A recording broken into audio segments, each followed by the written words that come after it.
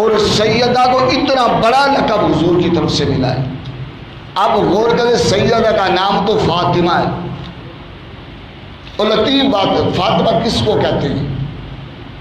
ہم نے کبھی اس معنی پہ غور ہی نہیں کیا کہ فاطمہ کا معنی کیا ہے، فاطمہ ہے کس کا نام. یاد رکھنا کہ آقا کریم صلی اللہ تعالی علیہ وسلم کے بارے میں امت کا یہ متفق عقیدہ نظریہ ہے ہمارا کہ اللہ کا نبی بغیر اذن الہی کے، حضور بغیر اللہ کے حکم کے، بغیر اللہ کے اذن کے کوئی کام نہیں کرتے. حضور کھڑے ہوتے ہیں اللہ کے حکم سے، حضور بیٹھتے اللہ کے حکم سے، حضور چلتے اللہ کے حکم سے، حضور آرام فرماتے اللہ کے حکم سے، حضور کسی کو بلاتے اللہ کے حکم سے، کسی کو بھیجتے اللہ کے حکم سے. حضور کا ہر کام اذن الہی کے ساتھ ہے. جب حضور نے نام رکھا فاطمہ، یہ اذن الہی سے رکھا. فاطمہ عربی میں کہتے ہیں رکاوٹ ڈالنے والے کو، روکنے والے کو، یعنی جو فاطمہ سے جڑ گیا جہنم کی آگ اس کے آگے رک گئی. یہ جہنم سے روکنے والا نام ہے، عذاب سے روکنے والا نام فاطمہ ہے. تو رب کے محبوب نے نام رکھو فاطمہ کہ فاطمہ روکنے والے کو کہتے ہیں کہ گویا لوگوں جو میری بیٹی سے جڑ گیا جہنم کی آگ اس سے رک گئی. اور پھر دوسرا لقب کا زہرا. زہرا کہتے ہیں کلی کو. کلی کسی پھول سے ہوتی ہے، باغ سے ہوتی ہے. میرے امام نے اسی کلی کی بات کی.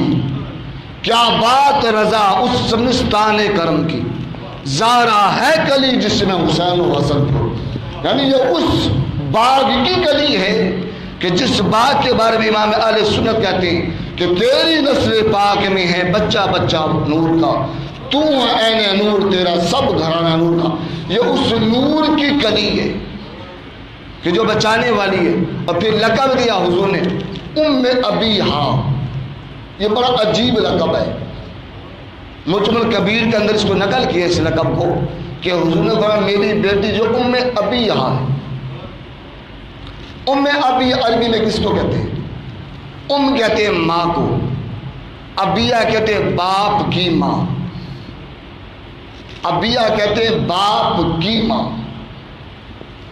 سیدہ حضور کی بیٹی ہے، لیکن لقب ام ابیہ اپنے باپ کی ماں. اس کی لاجک کیا، اس کی وجہ کیا؟ ہمیشہ یہ تو ہوتا رہا کہ کہتے ہیں باپ کی بیٹی، کبھی ایسا نہیں ہوتا ہو بیٹی اور کہ باپ کی ماں. یہ کتب حدیث میں پہلا لقب ملتا ہے کہ جو صرف سیدہ کا ہے. سیدہ کے علاوہ کسی کو یہ لقب نہیں ملا کہ باپ کی ماں. اور اس کی محدثی نے وجہ لکھی ہے. محدثی کہتے ہیں سیدہ جب چھوٹی تھی، بچپنے کی عمر تھی، تو حضور سے اتنا انس تھا سیدہ کا، اتنا پیار سیدہ کا حضور کے ساتھ تھا کہ سیدہ کبھی حضور کے کپڑے تیار کرتی، کبھی کھانا پیش کرتی، کبھی کھانا بناتی، کبھی پانی لاتی.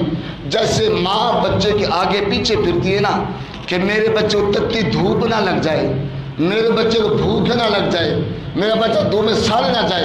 کہتے سیدہ حضور کے گرد رہتی، کبھی حضور کے کپڑے تیار ہوتے، کبھی کپڑے دھلتے، کبھی کھانا بنتا، کبھی کمرہ صاف ہوتا، کبھی کوئی کام ہوتا.